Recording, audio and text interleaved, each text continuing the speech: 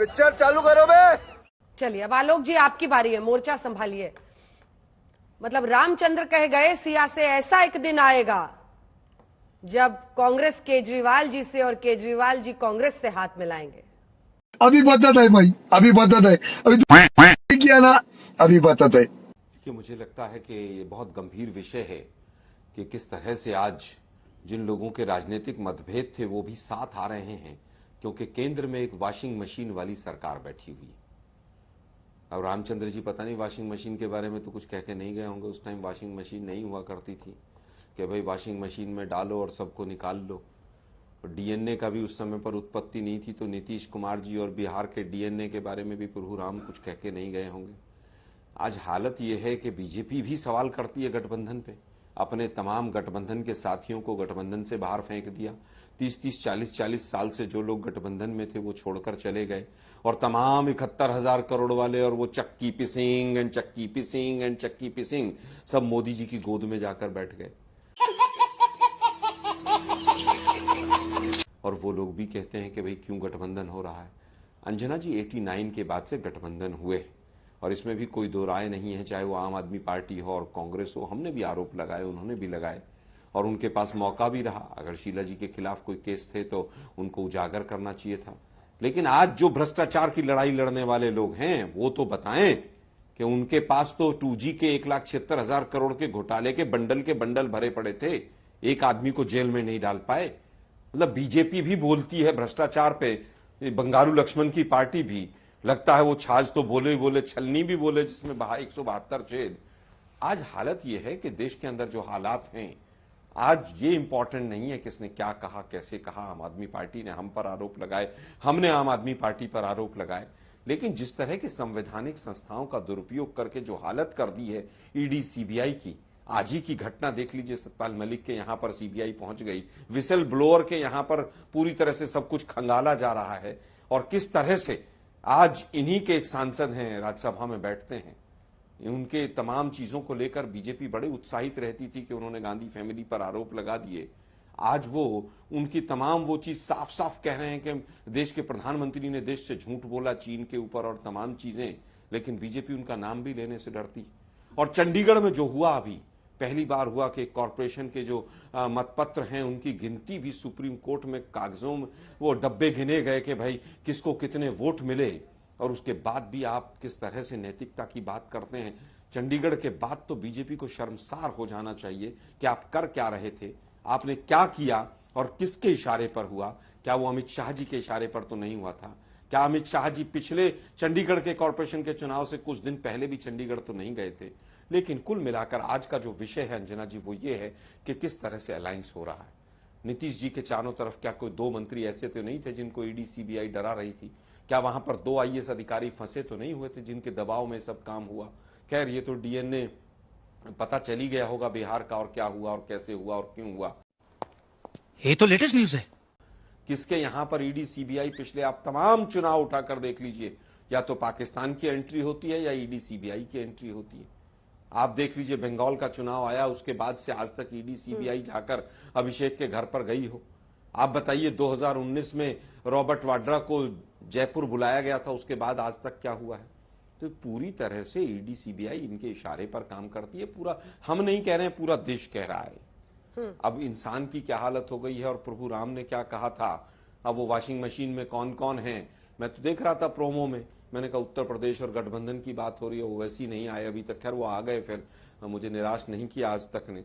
लेकिन आज राजभर ने क्या क्या कहा था मोदी जी के लिए, और अमित शाह जी ने कुछ दिन पहले नीतीश के लिए क्या किया था, और कौन कौन से दरवाजे बंद हुए थे।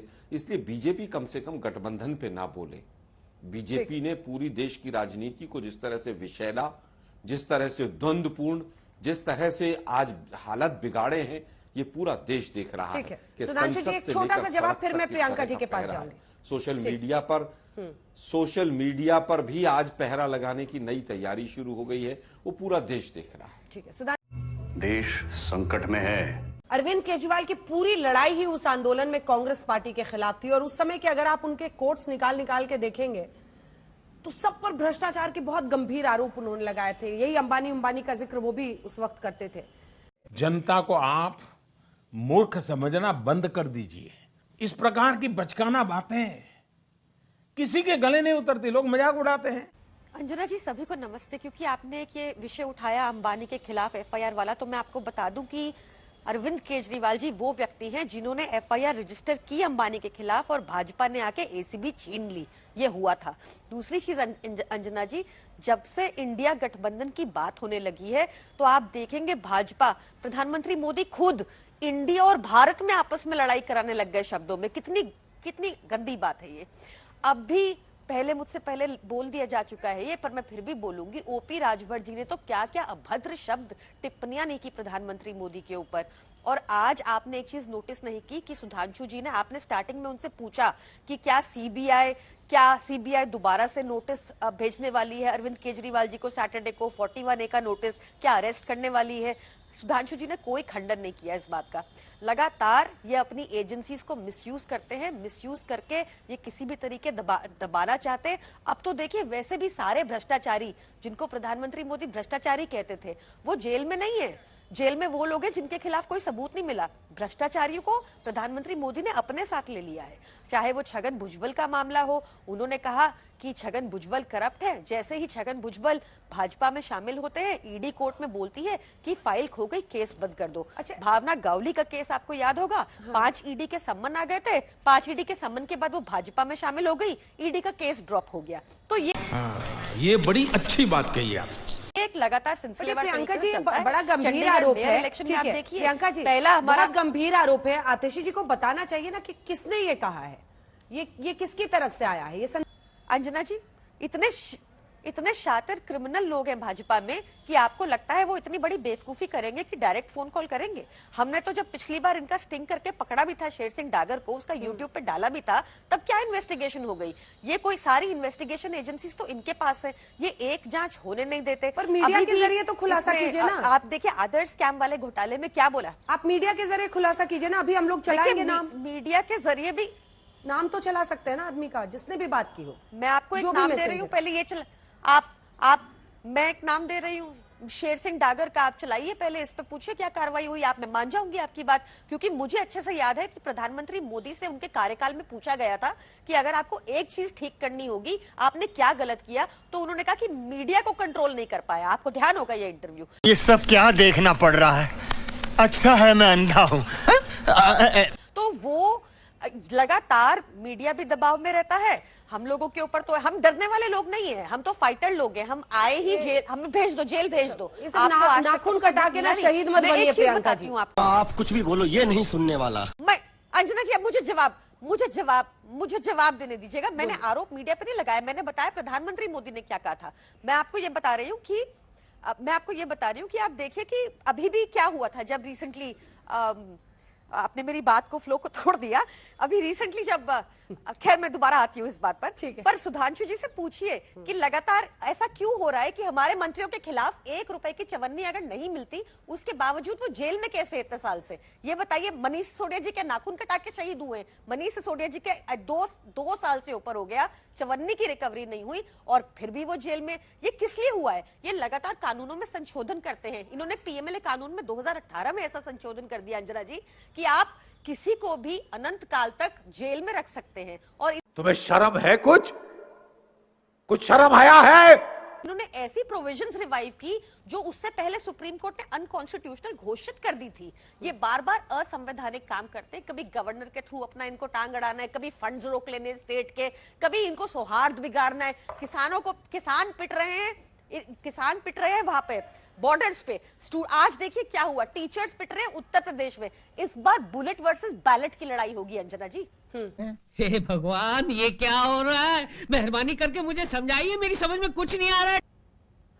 देखिए, भारतीय जनता पार्टी का डर तो आपको साफ दिखाई दे रहा होगा। इतनी देर के डिबेट में सुधांशु जी सिर्फ विपक्ष की बात करते रहे, समाजवादी, कांग्रेस, केजरीवाल, सबकी बात की उन्होंने। लेकिन सत्ता में किस लिए आए थे? अब जनता ने तो आपको सत्ता दी थी कि आप आओगे तो जनता की कुछ तो बात करोगे ना, कुछ तो बताओगे कि आपने क्या क्या किया इन 10 सालों में जिससे कि आप वोट मांगो। बेरोजगारी का बम, महंगाई का मां मिला दो तो बम आपने किया है वो वोट के माध्यम से जनता बम फोड़ेगी, तब जाके आप सत्ता से हटेंगे, क्योंकि आप तो वही आपके पास बचा है। अरे जिनके घर शीशे के होते हैं ना, दूसरों में पत्थर नहीं फेंकते। आप जो भ्रष्टाचार की बात करते हो, परिवारवाद की बात करते हो और गठबंधन की बात करते हो, तो आपको तो याद नहीं रहता अशोक चौहान जी पे तो आप यही आरोप लगाते थे ना कि आदर्श घोटाले में थे, कि यही तो आरोप लगा रहे थे। शिवसेना के नेताओं के बारे में, उनके जो विधायक थे विधानसभा के अंदर, आपके डिप्टी सीएम क्या क्या नहीं बोलते थे, उसके बारे में अगर आपको सुनाया जाए तो आपको खुद को शर्म आ जाएगी। मुझे क्रेडिट नहीं चाहिए। चौटाला जी परिवार के बारे में आप क्या क्या नहीं कहते थे, आज आप उनकी तारीफ करने लगे। और क्यों? क्योंकि वो आपके साथ आ गए, अब वो पाक साफ हो गए हैं, तो आपका गठबंधन पाक साफ हो जाता है जो आपके साथ आ जाते हैं। और जहां तक आप परिवारवाद की तो छोड़ दीजिए, आप तो दादी मां तक को नहीं छोड़ते। चंडीगढ़ की बात तो अभी मेरे साथी ने बताई कि कैसे लोकतंत्र को आपने लूटतंत्र में कन्वर्ट किया, और एक बार आपके मुंह से शब्द नहीं फूटता कि वो अन्याय हुआ, गलत हुआ, लोकतंत्र पे हमला था, इस तरह से बैलेट पेपर का जिस तरह से क्रॉस लगाया गया। आप भी तो बोलिए ना कि गलती थी हमारी, आप भी गलती मानिए। नहीं मानेंगे और तो छोड़िए। अरे दादी मां, देश की दादी मां से आप 30,000 रुपए ले लेते हैं, 1,30,000 का मकान देने के लिए। अगर किसी विपक्ष की घटना में हो गई होती तो अभी आप चिल्ला रहे होते, रोड पे खड़े होकर हल्ला मचा रहे होते, टीवी फोड़ के बाहर आ जाते कि देश की दादी मां के साथ अन्याय हुआ। क्या देश की दादी मां के साथ जो आपने किया, 30,000 रुपए लिए आपकी पार्टी के, आपके लोगों ने, जिन्होंने लिए, क्या यह अन्याय नहीं था? ये शर्म की बात नहीं? उस पर आप बोलेंगे नहीं। अगर हम करें तो करें क्या, बोले तो बोले क्या? चर्चा भी नहीं करेंगे। महिलाओं का अत्याचार आपकी सरकार में बढ़ता चला जा रहा है, एक बार आप नहीं बोलते। पहलवान महिलाओं के बारे में आप नहीं बोले। आज अच्छी बात है आप पश्चिम बंगाल की बात उठाते हैं, हम कहते हैं हाँ पश्चिम बंगाल में अगर कुछ हो रहा है तो गलत हो रहा है। आप बोलिए जो पहलवान महिलाओं के साथ अन्याय हुआ वो गलत हुआ। आप बोलिए बीएचयू की महिला के साथ जो अन्याय हुआ, बच्ची के साथ गलत हुआ, बोलिए। आप बोलेंगे नहीं? आप अंकिता भंडारी के साथ जो हुआ गलत हुआ, बोलिए। आप नहीं बोलेंगे क्योंकि आपको बोलना नहीं। आपको किस पे बोलना है? आपको बोलना है विपक्ष पे। तो विपक्ष पे बोलने के लिए आपको नहीं चुना गया था। आप अपना काम गिनाइए, 10 साल की रिपोर्ट दीजिए, जनता के सामने रखिए। हम तो आप विपक्ष में रहने के बाद अपनी रिपोर्ट देते हैं। और सुनिए, ये गठबंधन सत्ता के लालच में नहीं है जैसे बीजेपी सत्ता के लालच में गठबंधन कर रही है। ये गठबंधन राष्ट्र के मुद्दों पे हुआ है। हमारे वैचारिक मतभेद हैं, हमारी पार्टियां अलग अलग हैं, लेकिन राष्ट्र का लोकतंत्र बचाना जरूरी है, जो चंडीगढ़ में देखा गया है। राष्ट्र के अंदर में भ्रष्टाचार जिस तरह से आपने बढ़ाया है, भ्रष्टाचारियों को अपनी पार्टी में लेके आपने सदाचारी बनाया है, उसके खिलाफ यह गठबंधन है। यह गठबंधन देश को बचाने के लिए, महंगाई बेरोजगारी से, किसान जिस तरह से धरने पे बैठा है, जिस तरह से किसान की मौत हुई है, जिस तरह से किसान पे आंसू को छोड़े जा रहे, उन किसान का अधिकार दिलाने के लिए गठबंधन है। आपके लिए हो सकता है सत्ता का गठबंधन, हमारे लिए देश को बचाने का गठबंधन है, देश के मुद्दों पे गठबंधन है। बेटा तुमसे ना हो पाएगा। शायद गलती से आज तक ने, आलोक जी नहीं, शायद गलती से आज तक ने अरविंद वाजपेयी जी के नीचे प्रवक्ता एलजेपी लिख दिया।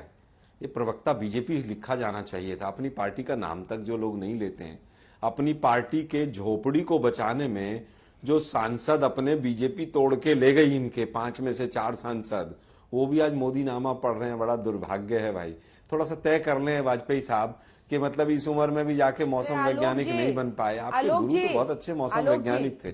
खैर मैं उस पर नहीं जाऊंगा, सवाल सुन लीजिए, वापस आता हूं मैं मुद्दे पर। सवाल तो सुनिए, आपने उन पर टिप्पणी की, लेकिन अब सवाल सुनिए। बोलने दे, तकलीफ हुआ है बेचारे को। बोल जी। आपने कहा कि वो मोदी नामा पढ़ रहे हैं। ऐसे मोदी नामा पढ़ने वाले देश में बहुत सारे लोग हैं। जवाब आपके साथ मैं हूं अंजना। अरे बाप रे, ये तो धोती खोल रहा है। देखिए, मोदी जी को रोकने की कोई बात नहीं है। हम तो मोदी जी की पॉलिसीज से पहले भी नाराज थे, आज भी नाराज हैं और आगे भी नाराज रहेंगे। अगर उनकी कोई पॉलिसी गलत होगी तो सबको मिलने के लिए आज देश को अगर बचाना पड़ रहा है तो बहुत अच्छी बात है। और जो आप कह रहे हैं कि भाई मोदी नामा पढ़ने वाले बहुत लोग हैं, इसमें कहीं कोई दो राय नहीं है।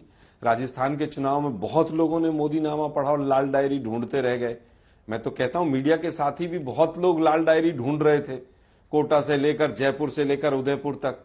एक शो और लाल डायरी पे भी होना चाहिए, और लाल डायरी मिली कि नहीं मिली। तो मोदी नामा पढ़ने वाले बहुत लोग हैं, इसमें कोई दो राय नहीं। के लोग छीन के ले गए थे विधानसभा से। बात है मुझे आज शर्मा जी लाल डायरी आप ही के लोग विधानसभा से छीन के ले गए थे। मैं वही कह रहा हूँ ना, अब तो उनकी सरकार है। ये मैं मोदी जी का भाषण एमएसपी पे सुनवा रहा हूँ, मीडिया के साथी तो चलाते नहीं है ना। और वो वाजपेयी जी को मैं भेज दूंगा, सुन लेंगे तो उनको पता चल जाएगा कि मोदी जी के वो कहावत है ना कि हाथी के दांत दिखाने के और खाने के और होते हैं। लेकिन दुर्भाग्य यह है कि लाल डायरी अगर चली गई थी तो अंजना जी एक शो तो लाल डायरी पे बनता है। आज तो आपने लाल ड्रेस भी पहनी हुई है कि वे राजस्थान में ठीक है, वो लाल डायरी चली गई, 1,76,000 करोड़ का घोटाला हुआ, एक शो तो उस पर भी बनता है कि गजब बेइज्जती है। आप कीजिए ना शो उसके ऊपर। ये इमोशनल कार्ड में नहीं खेलता हूं मैं, केवल ये कहना चाहता हूं कि महाराष्ट्र के अंदर एनडीए के अंदर क्या वहां पर गठबंधन हो गया है? क्या यूपी में एनडीए का गठबंधन हो गया है? क्या बिहार में सीट शेयरिंग हो गया है? उसके ऊपर एक शो कीजिए ना। अब्बा नहीं मानेंगे। देखिए अंजना जी, क्रेडिबिलिटी बनती है कामों से, लेकिन कामों की कोई बात ही नहीं करता है। क्रेडिबिलिटी मोदी जी से पूछिए ना, 35 रुपए लीटर और 35 रुपए का डॉलर और तमाम चीजें तो हो गई होंगी। एक यूपी के अंदर डबल इंजन की सरकार चल रही है और डबल इंजन की सरकार में 50,000 वैकेंसी के लिए 70 लाख बच्चा सड़कों पर रहता है। यही क्रेडिबिलिटी बची है ना। और उसके बाद पेपर लीक हो जाता है और राजस्थान में पूरा हिंदुस्तान का मीडिया हमसे पूछ रहा था पेपर लीक पर क्या किया। हमने तो कानून भी बनाया। उत्तर प्रदेश में अभी 4 दिन पहले पेपर लीक हुआ, किसी हिंदुस्तान के चैनल ने उसके ऊपर एक डिबेट की हो तो बता दीजिए। तो क्रेडिबिलिटी किस किस की कितनी बची है ये देश देख रहा है।